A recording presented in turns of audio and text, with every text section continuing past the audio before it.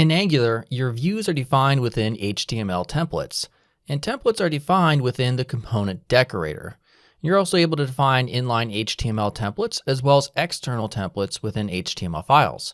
Now, you're also able to display data that's defined within the component through what's called interpolation, as well as use various conditionals within a template, which we're all going to look at very shortly in this clip. Now, first, we're carrying on from the previous lesson that's a part of this free ngFor course. And so make sure if you don't currently have it already running, run ngserve on the project folder. And then also visit in the browser localhost 4200 once this command has run. All right, great. So going back, here I have the app.component.ts file from the previous lesson, and this is what is generated by default when you generate a project with the Angular CLI. And we can see within the component decorator right here, we have template URL. All right, so based on generating a project with the CLI or command line interface, by default, it uses the template URL metadata property to define an external template by default. So as a general rule of thumb, you use template URL and you define all of your HTML within that external template file when there's a considerable amount of HTML associated with that given component. Otherwise, if you use inline HTML, which we'll get to shortly, within the component itself, it will become quite unorganized and hard to navigate through that file. All right, so what if your component only does have a few lines of HTML? Well, in this case, then it makes sense to define inline HTML through the component decorator. Okay, so the way we do this, we'll change template URL simply to template, and then we'll put in a single line of HTML right here. So we'll just put in H1, hey guys, and H1. So we'll save. And there you go. From now on, I will have this split screen set up just so we can see at a moment's notice when we save the file and the changes that reflect in the view. Okay, so what if you wanted to define multiple lines of HTML? Well, let's go ahead and hit enter here to give ourselves some space, and you can see immediately we have red squiggly lines. And this is because when you want to define multi-line HTML or even CSS in the future, which we'll get to a little bit later, we need to change these single quotes to what are called backticks and simply delete this. And it's the tilde key, and you'll see the type of character that looks like. And change both of them, and then they go away and they'll work now. So now let's go ahead and just put in a simple paragraph tag. How are you doing? And save it. And there you go. Very, very, very simple stuff. So in terms of defining templates, that's all there is to it. You just have to determine whether or not you want to place your HTML files in an external template through the template URL property, or simply do inline like we have here. Okay, so let's move on to the next logical step. How do we define and display dynamic data in the template? Well, that's called interpolation. And it's just a fancy word for displaying data in the template. And this data is usually defined within a component class down here. All right, so when you use the Angular CLI to generate an Angular project, it displays a title property, which we can see right here. And it displays it through interpolation in the app.component.html. So it looks like this right here. This is known as interpolation. So it works by wrapping double curly brackets around a template expression.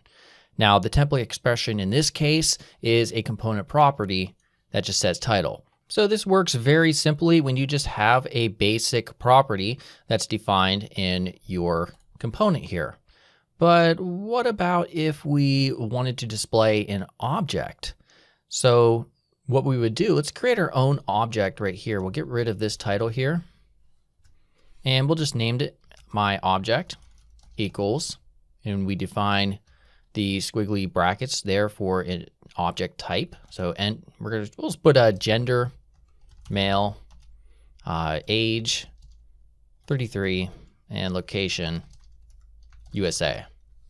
Save it, and then we'll come up here inside of our paragraph tags. we can't just put my object, because if we save it, you'll see it just shows object right here. So what we want to do, if we wanted to display a specific object property, such as location, we just put .location and save. USA. Now, what if you have an array or an array of objects? How would you display those in a template? Well, that's what the ngFor directive comes in handy. So here's how you display a basic array. Let's go ahead and create an array right here, my ARR equals, we'll say him, hers, yours. All right, just some random bits of data there. And let's create an unordered list. So UL, and then a list item inside of it, LI, and this is what we want to repeat. So LI, we put the asterisk ngFor equals, and the expressions inside would be let ARR, and this right here, this name can equal anything you want it to be of, and then my ARR, which is in reference to this property down here. And then we use interpolation ARR inside of it to display the data. So we'll save it, and we could see him, hers, and yours. So this process is exactly the same if we were trying to iterate through an array of objects as well.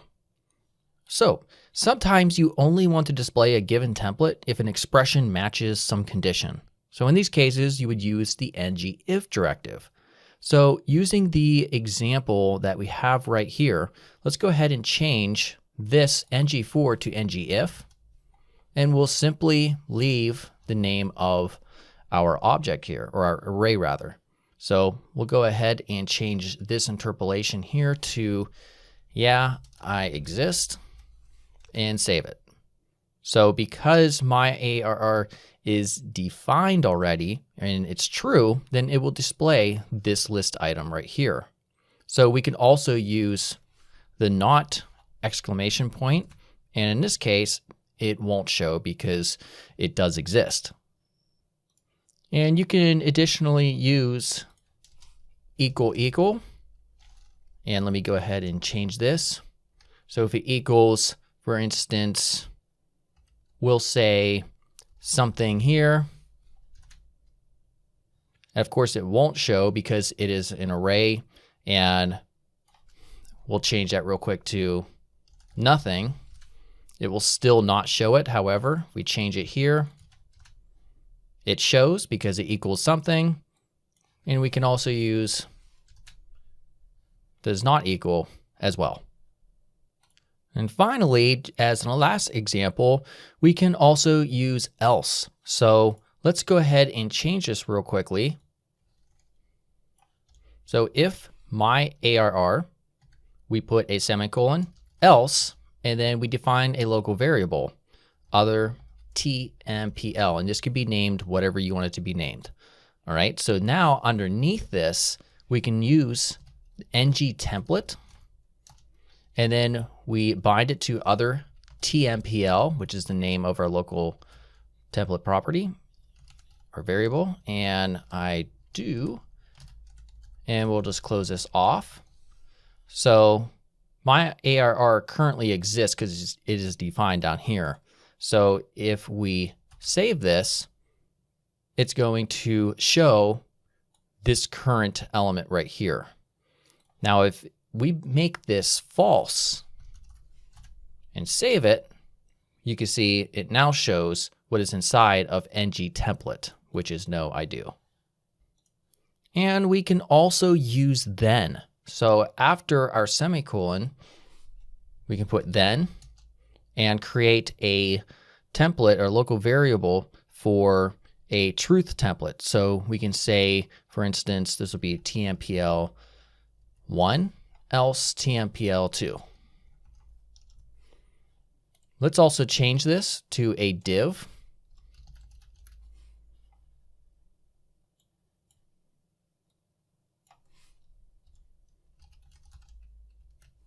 And we don't want to close that right here. And anything inside of the HTML target that you're using, the element that you're using for a then statement, will not get shown at all. So there's no need to put anything inside as a value. And now we can simply take this, copy it, paste it. This will be template 1. This will be template 2. And this is for a truth. And this would be if it doesn't exist. So right now it's set to false. So it's going to say false and show the false template. Let's go ahead and save. And there you go. If this were true or equaled some other value, it would show truth. All right, so this concludes the basics of templating in Angular 4. And with the knowledge that we just outlined, you will be able to handle most tasks that are associated with your templates in Angular. All right, in the next lesson, as a part of this free Angular 4 course, we're going to learn about property binding.